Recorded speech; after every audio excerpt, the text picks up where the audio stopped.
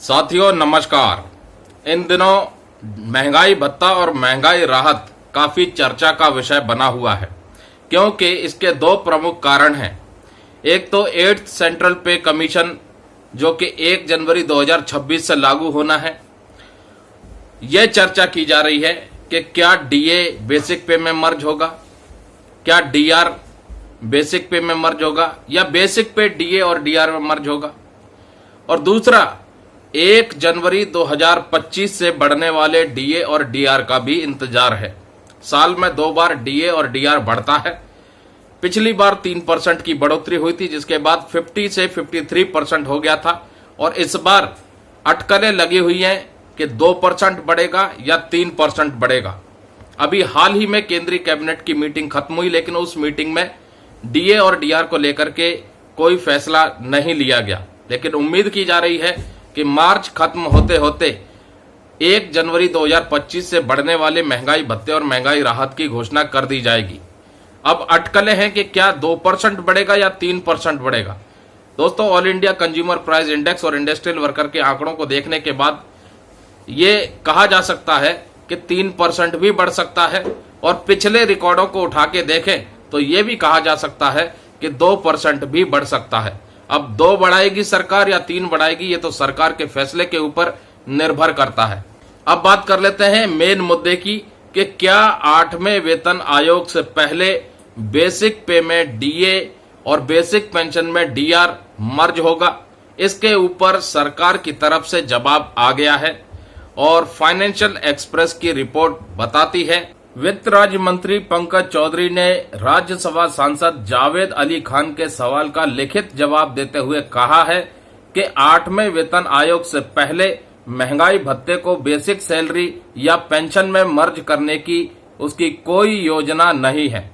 सरकार ने कहा है कि डीए और डीआर की दरों को हर 6 महीने में संशोधित किया जाता है।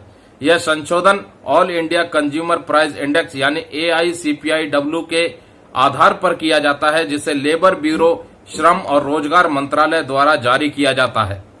वित्त राज्य मंत्री ने मंगलवार को दिए जवाब में डीए डीआर के उद्देश्य और संशोधन प्रक्रिया की जानकारी देते हुए बताया कि केंद्रीय कर्मचारियों और पेंशनर्स को महंगाई भत्ता और महंगाई राहत इसलिए दिया जाता है ताकि वे महंगाई के बीच अपना खर्च चला सकें।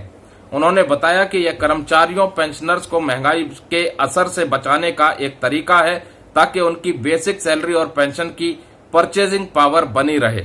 अब जो इंतजार है दोस्तों, वो है कि केंद्र सरकार की तरफ से अगला जो डीए और डीआर रिवाइज होना है 1 जनवरी 2025 से, वो आखिरकार कब तक रिवाइज होगा। अब बढ़ते हैं दोस्तों अगले टॉपिक पर, वो है नोशनल इंक्रीमेंट। एक इंक्रीमेंट उन पेंशनर्स को या उन कर्मचारियों को जो 30 जून और 31 दिसंबर को रिटायर होंगे या हो चुके हैं।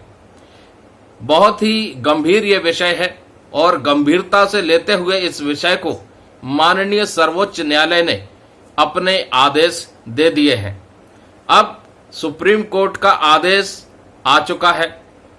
इंतजार है कि जो नोडल एजेंसी है department of personal and training, उधर से लेटर कब जारी होता है, क्योंकि सुप्रीम कोर्ट के आदेश निकलने के बाद डायरेक्टली आपको पैसा नहीं मिलेगा, नोशनल इंक्रीमेंट का बेनिफिट नहीं मिलेगा। उसके बाद जो गवर्नमेंट की फॉर्मेलिटीज होती हैं ऑफिशियली तौर पर, वो भी पूरा होना जरूरी है। आपका डिपार्टमेंट आपको नोशनल इंक्रीमेंट का बेनिफिट तभी देगा जब उनके पास डिपार्टमेंटल चैनल से लिखित आदेश आ चुके होंगे। अगर आपके डिपार्टमेंट के पास नोशनल इंक्रीमेंट का भुगतान करने के लिखित आदेश नहीं आए होंगे, तब तक आपको नोशनल इंक्रीमेंट का भुगतान नहीं होगा। तो मान के चला जा सकता है कि अगले 2-3 महीने या 4 महीने, मैक्सिमम 6 महीने भी लग सकते हैं डीओपीटी की तरफ से। जब तक लेटर नहीं आएगा तब तक डिपार्टमेंट में भी वो लेटर नहीं पहुंचेगा, ताकि पेंशनर को जो 30 जून और 31 दिसंबर को इंक्रीमेंट लिए बगैर डिस्चार्ज हो गए, रिटायर हो गए, रिलीज कर दिए गए। तो नोशनल इंक्रीमेंट का आदेश आ चुका है, लेकिन डिपार्टमेंटल चैनल की तरफ से आदेश निकलना बाकी है। सर्वोच्च न्यायालय की तरफ से न्याय मिल चुका है। नमस्कार, जय हिंद, जय भारत दोस्तों।